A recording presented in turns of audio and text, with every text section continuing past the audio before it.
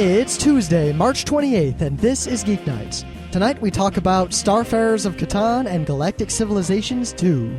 Let's do this! Pund. I say it pund. I see you people in the forum seem to disagree on that. I have a feeling that the word evolved separately in many different areas. Yeah, that seems to be the logic. I mean, you know, one guy that's what happens to the internet. One guy does something, it spreads to internet-enabled people in different areas, and then it spreads from those internet-enabled people to their circle of friends. You know, like a web. A web. Ooh. Because I actually remember when we were at RIT, and we always said poon, like everyone did. And then the freshmen, we call them the freshmen. They're actually almost graduated by now, but we still call them the freshmen. But when they got to RIT, they said pwned, which just sounded weird. Well, because on the internet, before now, when we have Skype, most people did things by text. So One guy types PWN3D or something, and everyone in that game has a different pronunciation in their mind, and then who knows what it really is. So when nerds actually start getting together physically and talking, and one guy says pwned, another guy says pooned, another guy says pooned. Ho down. Hootenanny. Ho down, hootenanny. Ho down, hootenanny. Yeah. But anyway, it's video game day, and we've got two video game day newses. So, World of Warcraft, you all know that I rather dislike it. But yet we can't stop talking about it. Because it always makes news. And once again, it's made news. Now, there's this guy, and he made some sort of unofficial strategy guide to World of Warcraft. Strategy. Play a lot. Well, like he gave advice on where to level and how to level and various things about the game. The places where other people aren't, and the monsters aren't going to kill you. Now, instead of publishing this as a book, he published it as a book on eBay. No big deal. And you think, all right, he's selling them, I think, $15 a pop. I think that's a cool thing. I think he's a nice entrepreneurial type person. Yeah, I know. Most people go to they write one in text, they put it on GameFAQs. You know, this guy made a real book. So, hey. And I point out that he didn't steal anything. He didn't even use any intellectual property. I mean, he didn't reveal storylines. He only used a few screenshots that are clearly fair use. And he has a huge disclaimer in the front of the book and the back explaining that he is not affiliated in any way with World of Warcraft or any of the companies involved, and that the guide is entirely unofficial and unacknowledged. Mm-hmm. Despite this, Blizzard, Vivendi et al. Have proceeded to send takedown notices to him and to eBay to threaten to file suit under all sorts of things like the DMCA and trademark infringement. Wow. All right. So, well, okay. Trademark infringement I can understand, see? Because let's say I wanted to write a book about the history of some football team, right? You don't need permission. I don't. But, however, if I use, like, the logos of the football team, or if I use any statistics or they can get you. Statistics, no, because statistics, as long as they are gathered, are a fact, and facts cannot be held by IP laws like that. They're actually, all the sports statistics are held by these companies, or these two companies, or something like that. It's weird. Yeah, but if that ever really got challenged in court, I don't think it would last. Anyway, that's not the point. The point is the trademark of the act. You can't put the World of Warcraft logo. You got to say World of Warcraft TM and all that business. Yeah, but you can do it as long as you properly attribute it to the original trademark owner. Mm-hmm. Like you can write a book about how McDonald's sucks. You know? Yeah, I mean, this guy did that. In my opinion, his guide is no different, and he even uses this example in his lawsuit. His book is no different than someone writing a book about how to use Microsoft Word. Yeah, basically. And because this is a game, and because Blizzard is evil and stupid, they've decided to crush him under the weight of their legal system and their lawyers. And he fought back, and he's suing them, and we'll see what comes of it. He's probably going to win, because if he doesn't, well, say goodbye to a lot of the computer books. Say goodbye to every computer book ever written. Say goodbye to a lot of books. Say goodbye to a lot of free speech. Yeah. And for all of you out there who play World of Warcraft, a nice little dig I've got for you is that if you're still playing, you're supporting a company who does something like this. Yeah, you're giving money to someone who is squelching free speech, and in exchange, they're twiddling some bits in a database whenever you click. That's all it is. You click, and a number changes. And you're paying them money for the privilege of clicking and letting numbers change. Oh, wait, you get a chat room, too, but those are free. You can get them from IRC for nothing. Well, if you play IRC in one window and have Progress Quest going in the other window, and you call yourself the same thing in both of them. Yeah, there you go. I'm level 50. I'm almost level 60 in Progress Quest. Ah. Yeah, what class are you again? I am I forget, an Paladin. Uh-huh. And I think my race is like something enchanted motorcycle. Great. Yeah. It sounds very Kingdom of Loathing. it doesn't. I don't care. I just let it. It runs in the system tray, and I hardly ever look at it. I look at it like in the morning. Anyway, whether you know it or not, Final Fantasy 12 is out in Japan. 12. As in, I consider 6 to be the best one. There have been 2 times that many, if you don't count X2. So, in fact, it's kind of like 13. And 11, I guess we'll count it as 12 because 11's an MMO and X2 was a real game, kind of. But anything higher than 6, kind of higher than 7 is definitely sucky. So, well, no, just different. They're not the same kind of game. Yeah, anyway, so 12. 12 is this weird thing. I've been reading about it, and I sent you probably the best article on the internet about it. Of course, it's IGN, so what do you want? Yeah, I've been seeing general sorts of brouhaha where people say that this betrayed the core of Final Fantasy, and other people said that it's not even a Final Fantasy game. But some of the really old school people said it goes back to the good roots of what it should be, and no one agrees. Let me tell you, from what I've read, this is my interpretation of what the words I have seen on the internet. Yeah, we haven't actually played the game. No, I have not, and it's in Japanese, so I don't see the point. Number 1, it still has the crazy FMVs and the crazy plot that's just as good as any other Final Fantasy game. Hooray. Nothing has changed in this department. So if you only play for the plot, go for you. Number 2, it's got the item magic whatever system seems to have this weird new thing with like licenses. Like if you want to use a sword, you need to get a sword license and then get a sword, and then you give the sword license to the character, and then the character can have the sword. Yeah, but every Final Fantasy after 7 or so has had something weird like that. Yeah, it's just, that's their weird thing. I'm just explaining what it is. Yeah, everyone has a weird thing. Now, the thing that seems to be getting the most attention is the combat system. Now, let me just say my opinion on, if you don't know it already, on current average RPG combat systems. I think we can sum it up very succinctly. We don't have time for that shit anymore. Yeah, okay, this is what I want to do. As I'm walking around exploring a dungeon, the fun part of the game, I want to, every, say, 10 or so steps in the dungeon, meet an encounter where I have to push A repeatedly to make a number go up and continue doing the fun part. Yeah, that's great. That's just terrific. That hasn't changed in forever. Now, I didn't mind it so much when I was young, but the combat was fun back then, and by the time it got tedious, I'd already moved on, and I had just infinite free time to spend playing these games. Now, not so much, and I just get annoyed when I have to fight more often than I wanted to. So, the new Final Fantasy 12 combat, from what I've read and from what I've seen, works kind of like this. You have a bunch of characters, and you set AI on them. Now, the AI isn't like other AIs where you set, like, okay, you attack a lot, and you defend a lot, and you heal a lot. It's not simple like that. You set things called gambits on the characters, where you can say, you lay out very specific strategies, like, you rush in and attack, and when your HP is low, run back, and, cast this spell, but when the HP is low, cast your healing spell. And like an extremely advanced version of the Secret of Mana AI. Extremely advanced and specific. Yeah, you tell everyone exactly, pretty much almost exactly what to do. Then you kind of point your characters in a direction and go, and they just constantly fight. Like, you just point them north, and they'll start walking north, and as you encounter bad guys, they'll go over and fight them. It looks like a bunch of people running through terrain while fighting bad guys. It's pretty cinematic and whatnot. It sounds really badass.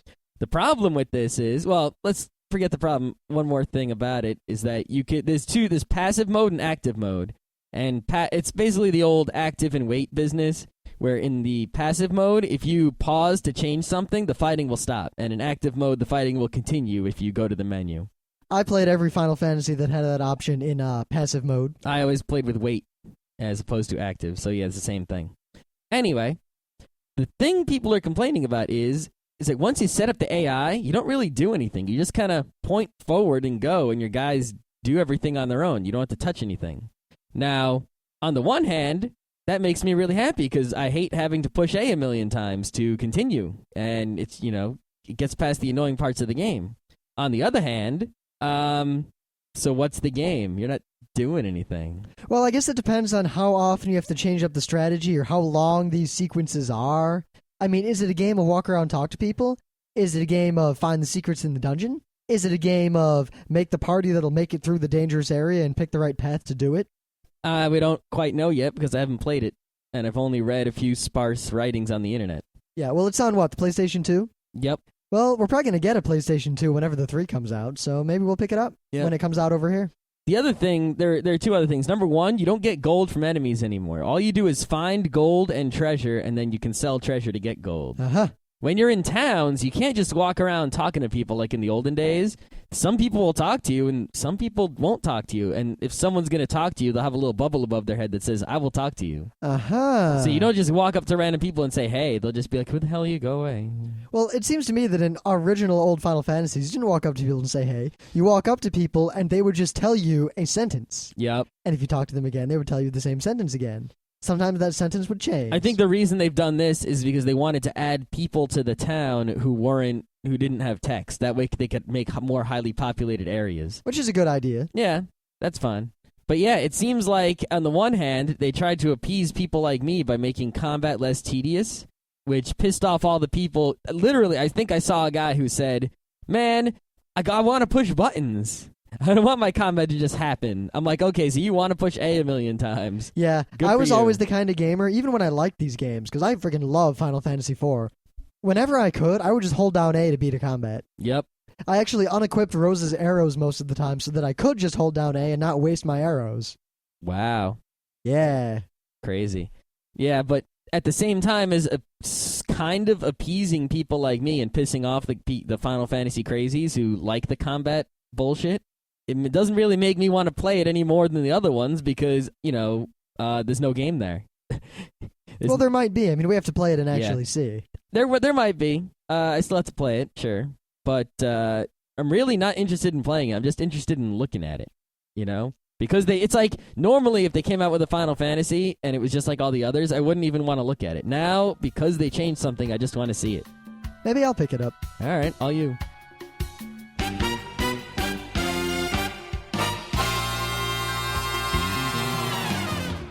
All right, so things of the day. Now, I have a non-video game one, though it's cell phone, so it's all kind of related. But I think Scott's thing of the day more than makes up for that. Yeah, it does. It's sort of a double whammy. I could have split it up, but I didn't. Yeah, we saved his for part 2 because I think it's the far greater thing of the day.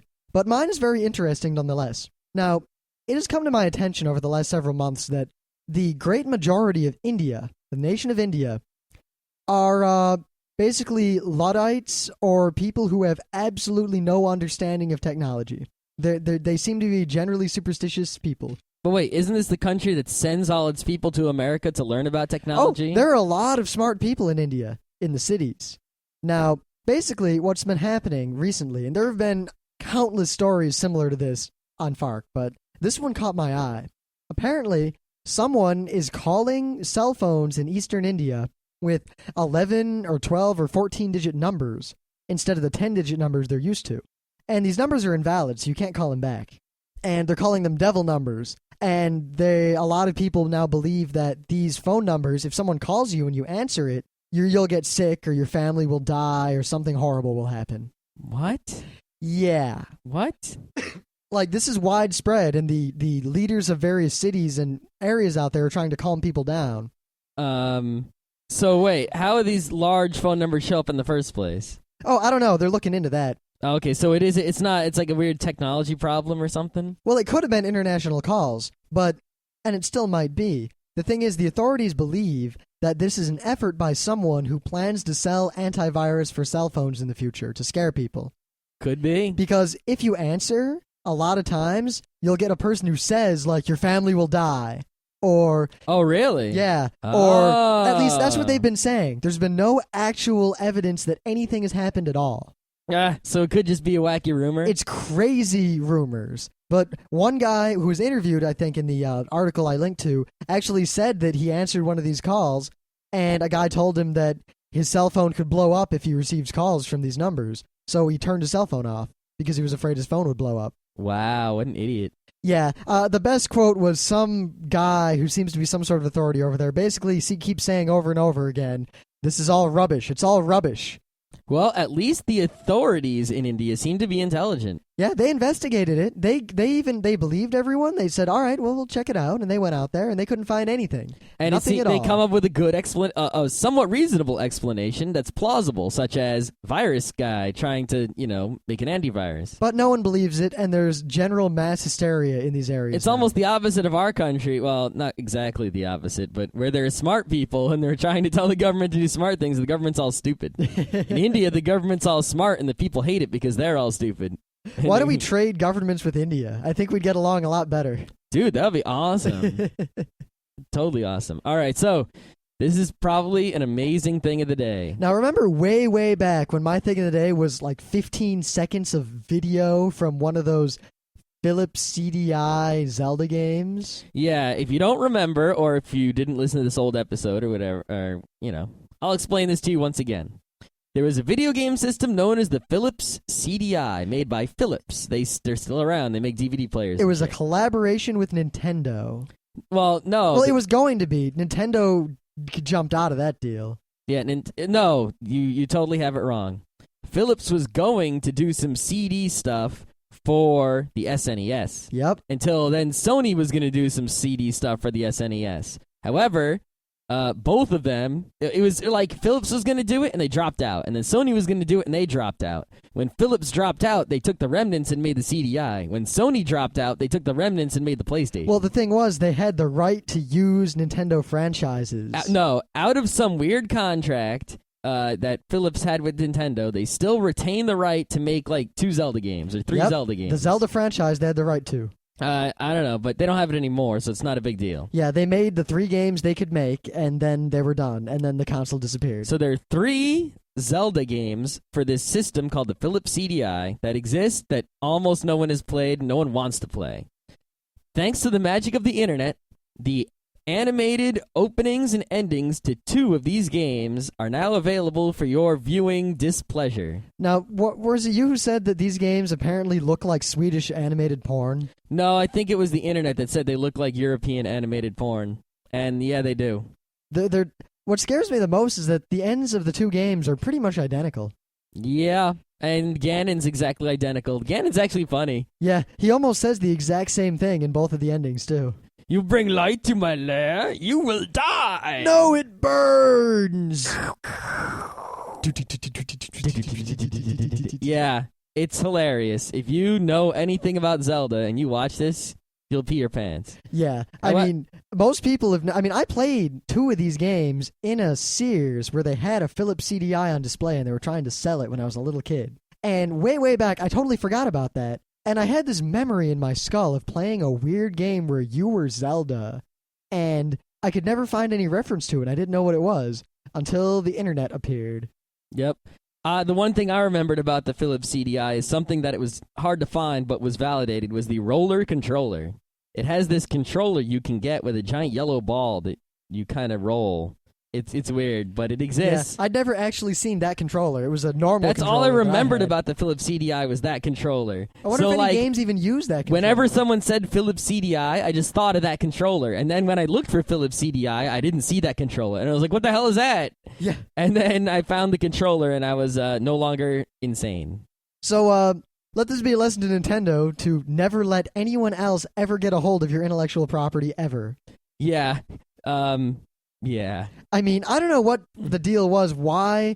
Nintendo must have signed a stupid contract. No, don't even ask about it, all right? Actually, I read a story a long time ago that explained the contract and why Philips had the right, but I don't remember now. Yeah. If I can find it again, it'll be a thing of the day. Remember, this was the stupid era of Nintendo. Towards the end of the SNES days, if they weren't stupid at that time, there wouldn't be any Xboxes or PlayStations or anything because all the Final Fantasies would have been on the next Nintendo that was powered by CDs, and it would have all been amazing. Yep, because, I mean, there were a bunch of reasons why Square and all that fiasco happened where, Final Fantasy was on the PlayStation instead of the Nintendo. Think about it. If that one point in history was different, we wouldn't have had Mario 64. We would have had Mario 32, and it would have had PlayStation 3D graphics and all kinds of craziness. The whole world would be different. I don't think Microsoft would have had a chance. Nothing. Nintendo would have just blown everyone away. Final Fantasy VII would have been that other game that we've seen like 2 screenshots from, and that's it. Yep. So anyway, it's gaming day. and we've got 2 games to review. Hooray. I played, I downloaded somewhat legitimately and played... Somewhat. Galactic Civilizations 2, which is sort of like... It's a sequel, obviously, to Galactic Civilizations 1, but it's basically Master of Orion 5. Yep. And not too long ago, Scott and I hung out with a couple of geek/nerds in the basement, in a basement lab, like a creepy kind of place in Vassar College, and we played Starfarers of Catan for the first time. Which is Settlers, but in space. So, both games... And with rocket ships and such. Yep. All right, so let's do Starfarers first. All right. Now, if any of you have never played a Catan game, Settlers of Catan, Starfarers of Catan, Seafarers of Catan, Kids of Catan, Settlers of Canaan. Yeah, Cities and Knights of Catan. Yeah, you get the idea. Yeah, they're basically, these are like the introductory, everyone who's hooked on German board games probably played this game first.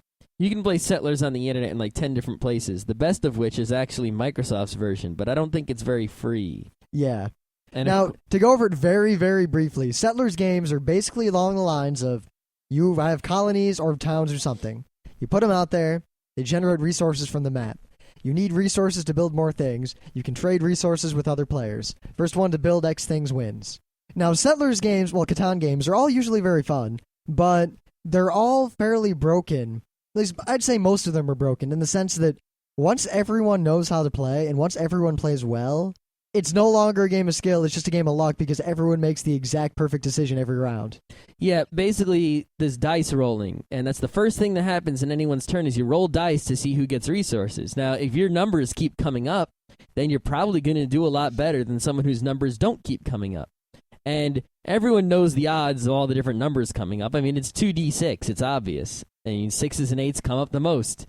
7s come up the most, but there are no 7s because that's the way the game works. So, everyone tries to put their guys on the 6s and the 8s, unless someone's stupid. And if someone's stupid, well, then they're lose. But, it always turns out where like 5s and 10s come up all too much. And I'm never on 5 and 10, and because of that, I lose, even though I have plenty of guys on 6 and 8. And 'cause if everyone plays optimally and everyone knows what they're doing, it's all the random dice, and it's kind of bleh. Now, the best thing about a Settlers game, though, is that even experienced players can enjoy a Settlers game that they haven't played often, or they haven't played before.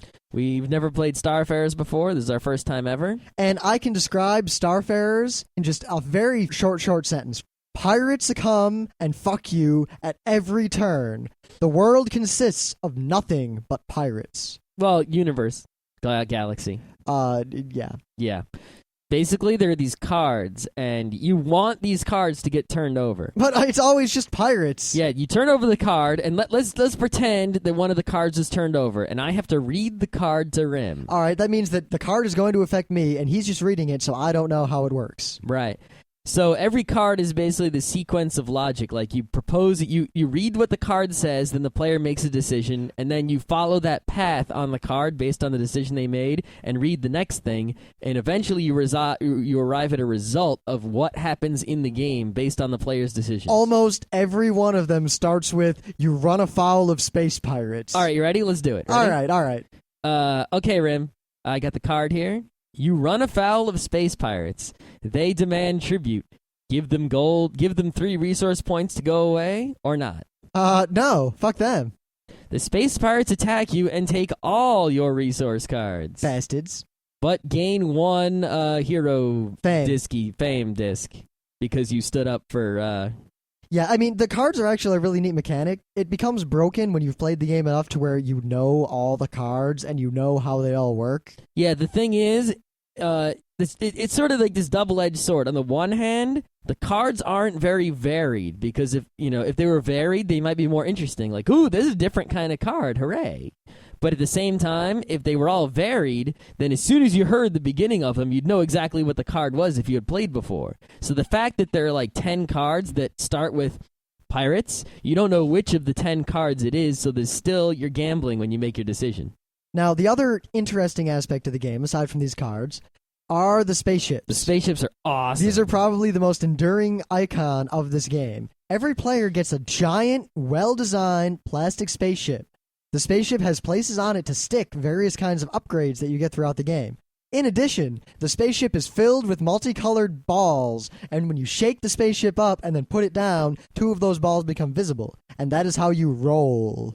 Yep, well, it's not how you roll the dice for resources, but it is how you roll to see how well your spaceship does every round. Yep, and just various tests in the game. It's also how cards appear. Yep, it's usually fighting against other players. Now, the basic game is just like any Settlers game. You start on some planets, you want to colonize more planets. Some planets have crap on them. You've got to get the crap off before you can put your guys there. I hate that because it's like you can get somewhere and colonize it, but it has this terrible block on it, and you can't get the block off because you don't have enough other stuff. Yep. And, of course, there's pirates about. Arr. Now, honestly, even though the game is broken just like every other Catan game is, if you have a bunch of friends who like German board games and have never played Starfarers of Catan before, it's well worth it to get them all together and play that game a few times. This is the kind of game where if you're at a convention or something and you see the game there, just pick, and you never played it, pick it up and do it. But I wouldn't recommend you buy it because it's kind of big and expensive. Yeah, convince someone else to buy it. Oh, yeah, that's a great idea. Yeah. Because they'll play it 1 or 2 times, and then the bottom of the spaceship seems to break. Like, the things that hold the boosters on seem to break. So you'd feel really bad if it was your spaceship's breaking, but if it's someone else's, who cares? Now, the one thing about the game is the way it's designed, it's very hard to run away with the game. Yeah, like in the original Settlers, plain old Settlers, you can frickin'...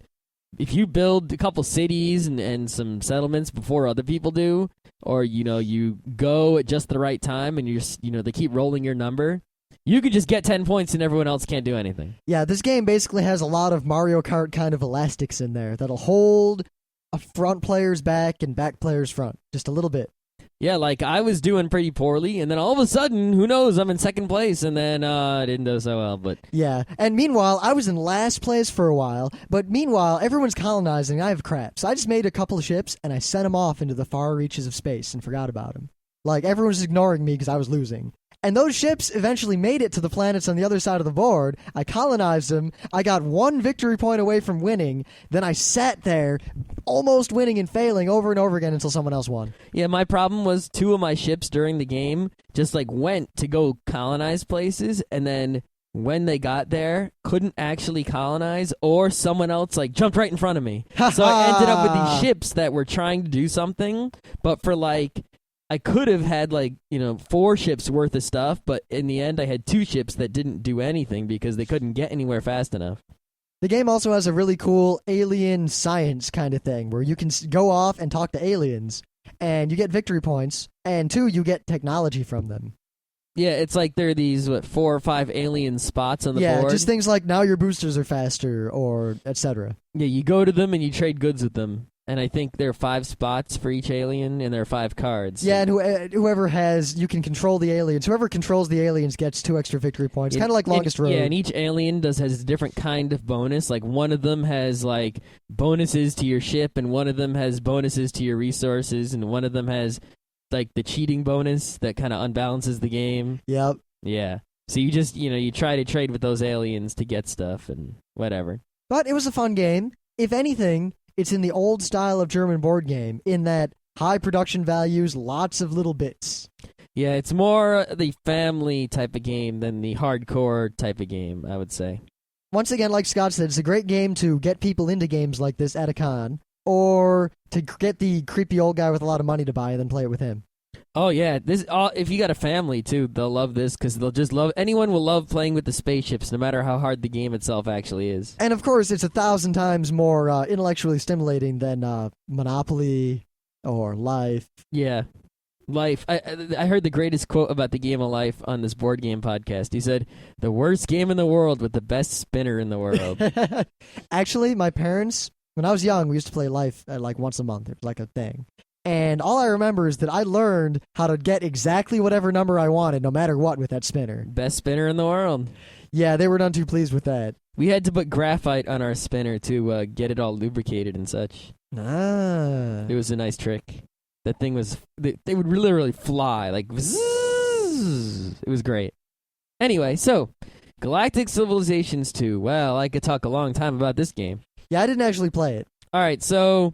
If you've ever played a Master of Orion Space Conquest game, this is another one of those. Great. It does a few things better than previous versions. Obviously, there's some updated graphics, etc., new alien races, fancy-looking spaceships, blah, blah, blah, blah, blah, all that good stuff. Is there a reason to play this instead of Master of Orion 2, besides the fact that it works more easily on modern computers? Yes and no. The problem I had with this game was that I couldn't really figure out how it worked. Maybe that's because I don't have the manual. That, I think, had a lot to do with it. I wonder why you don't have the manual, Mr. Pirate McPirate.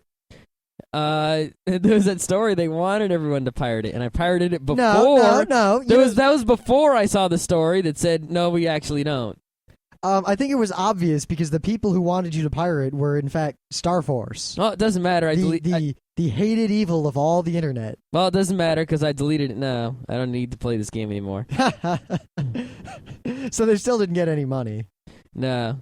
Which probably is fine if the game I would have had the same experience downloading the free demo, so it didn't really matter. Yeah, if the game's as mediocre as you seem to say it was, then... Well, it's not that it's mediocre. It's a really good space conquest game, if you really like space conquest games. The problem, I think, is in me that I can't deal with the tedium of micromanagement anymore. Yeah, I've had this problem. Like I've mentioned, I've been playing Civ 2 a lot lately, just because I love that old game. And I can't... it's actually painful to play on anything other than the smallest map. Because with the small map, I expand... and then everyone expands, and then it's just a game of, manage my little civilization. On the large maps, it's the game of, there's a giant island over there, and no one knows it's there but me. All I'd have to do is put settlers on it and send it over there and colonize the whole island, But in order to do that, you have to push so many buttons. It's just like, fuck it, I'll let the Aztecs have that island, whatever. It's not worth it to me. I don't want to push all the buttons necessary in order to get that island. Yep. Even though I could. It's like, I could win, I just don't want to push the button to make me win, because I'd have to push it so many times. But yet you don't want the game to just have a win button, because then it's not fun. Yep. So, like every other Civilization-type game, basically what you're doing when you play is you're controlling a bunch of sliders. And there's sliders for each planet, sliders for the whole civilization, sliders for spaceships, and they all affect each other, but it's kind of hard to tell how. Like, sometimes it's obvious, like, oh, if I do this, then that will happen. But sometimes it's like, all right, how does this affect the big picture from down here on this little old planet? Is there anything in it like the Civilopedia that tells you exactly what everything does? Oh, there's text on every single thing in the game to tell you what it does. Did you read it? Yep.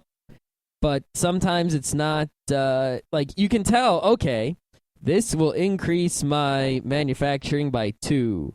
How much is 2? It's like, will that build it this much faster? Would it be faster to just build something before the factory? And you have to end up doing all this annoying math. And then you get, all these different numbers all over the place, and it's like they made it lighter than something like Master of Orion 2 or 3, which is pretty heavy. But they didn't make it light enough as to where it's, really just an abstract game. The other problem I have is there are 3 winning conditions. There's the research winning condition, the military, and the cultural one. The cultural one is the one I like to go for, because all you really have to do is build a lot of stuff.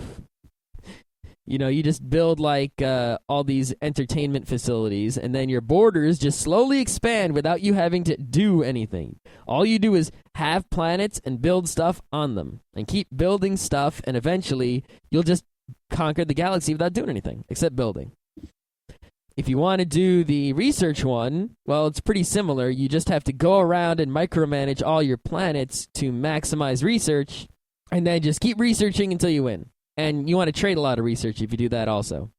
The military one, see, this is the one that's always a problem, is the fun way to play is military, because you fly spaceships at each other and they shoot. I actually didn't experience combat once. Not once. Wow.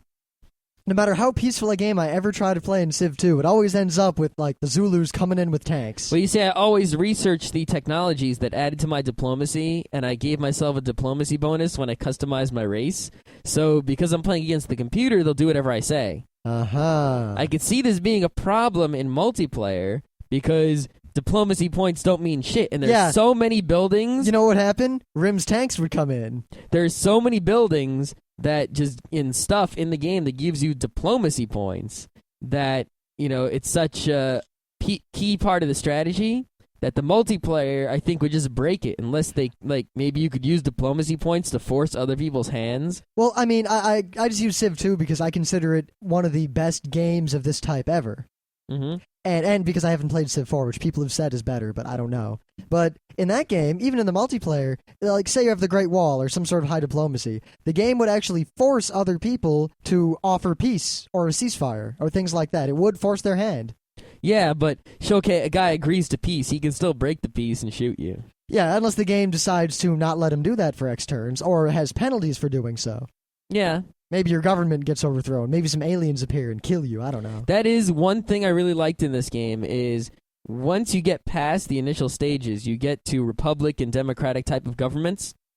And what'll happen is every turn is a week, right, in game time.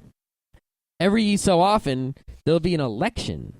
And you'll actually see, if you don't have enough influence, which is one of the, sliders that you can't control directly. You just build things to increase influence.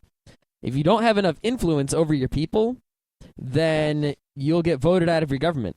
And you can see they'll actually do an election with a picture of a parliament or whatever, and the voting and what percent of the voting What you happens got. if you get voted out? Do you just overthrow the government and come back, or what? Actually, what I think happens is if you are voted favorably, you get a bonus. Like, I was always voted favorably. I had the majority party, all the time. So I got a plus 20 to my economic bonus. If I would have been voted down, I would have had, a minus 20. Wait, so all we'd have to do if we lived in that world is always vote for whoever's in office, and then the economy's just booming?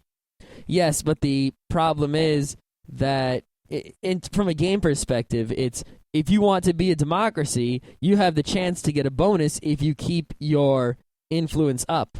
If you don't pick democracy, you can forget influence, but other people might be getting a bonus. But on the other hand, if you choose democracy and don't keep the influence up, you're going to get a minus. Huh. There are other cool things that happen, like a lot of games have random events, like this happened, what do you do? Or it's like this happened, your people die. In this game, it's this happened, and it gives you 3 choices. The 3 choices are usually evil, good, and yin-yang, and they'll have different effects. Like, your people are protesting, what do you do? Shoot them. Yeah, it's like freedom of speech. Well, then you're going to have, this effect. Yin-yang, no effect. Or evil, you shoot them. And then there's another effect for that. Haha. But, if you do the evil thing, might increase research, but at the same time, the people won't like you and you lose influence. That sort of thing. Huh. And the third thing is every once in a while, every single race in the galaxy will meet and vote on some sort of galactic law. I always thought this was a really cool part of the game from what Scott was telling me earlier. Yeah, every so often, it'll say, next week, the galactic whatever meets. I forget what it's called. And you'll see every alien race, and everyone gets votes based on population. So if you have the biggest population in the galaxy, you're going to have the most votes. And, we're talking tens of thousands of votes here. Now, can you choose to ignore intergalactic law? I don't know, because I never really ran into any of these laws. Uh-huh. But there will be something such as, transports are very vulnerable in this war-ridden galaxy. Currently, the law says you can't have any guns on transport ships. These are ships that carry goods and services, on the trade routes. It'll be like, should we allow guns on transport ships, and if so, how many? And you'll have 4 choices, 0, 1, 3, and 5. And then you choose, and then whatever the races of the galaxy decide will become law. And this happens, and the law will last for X years. Or it'll say how long the law will last. Sometimes the laws are permanent, sometimes they're a year, sometimes they're 2 years, who knows? Huh. And it's kind of interesting because it's the rules of the game change game to game, It's there are only so many trade routes you can make to other, It's trade routes are kind of like caravans in Civ 2. Only you can't keep sending them. It's you create a trade route physically. You can see the routes on the map. They're colored lines going from planet to planet. And, they just constantly create money for you, but you can only have so many of them. But how many you can have depends on a lot of factors. So it's I tried to build as many as I can just to have lots of money, and then I use the money to just buy stuff. instead of building it. Because I wanted to get the game over with. Yeah. It seemed to work. But basically the game is, if you want to play a space civilization game, this is the one right now. But I still kind of like Master of Orion 2 better. Also, I haven't played the combat in this, but the feeling I'm getting is that if you want to do the military, you have to micromanage to all hell and customize little spaceships and all kinds of crazy shit. Man, that would be awesome. 15 years ago when I had free time. Yeah. But basically, if you like space civilization games, I don't think you can afford to miss this but if you're just kind of casual, you shouldn't play space civilization games at all. Or if you do, play one that's a little more abstract and easier. I can't think of any. No. If any. Star Control, but Star Control is a slightly different kind of game. It's more like a space adventure game, even though you do build colonies and such. So that's pretty much it for today, but I'd like to say that way back, well, not way back, but when we went to UberCon, where we talked up Burning Wheel, and we said we'd do an episode sometime in the future, and, interviews with maybe Luke Crane and all that sort of thing. And we haven't done that yet, but I'll just tell you all who may be wondering that we're all making characters and reading the books and playing around with Burning Wheel to make sure we know it. And we'll probably do an episode on it real soon. The next time we have all our friends over, we're going to try to run a one-off of the game on our own. Holy crap. Without help from the Luke ski. Yeah, we'll see how much that works. Yeah, we'll see if we can do it. I don't know. It might take like a tag team effort. It might.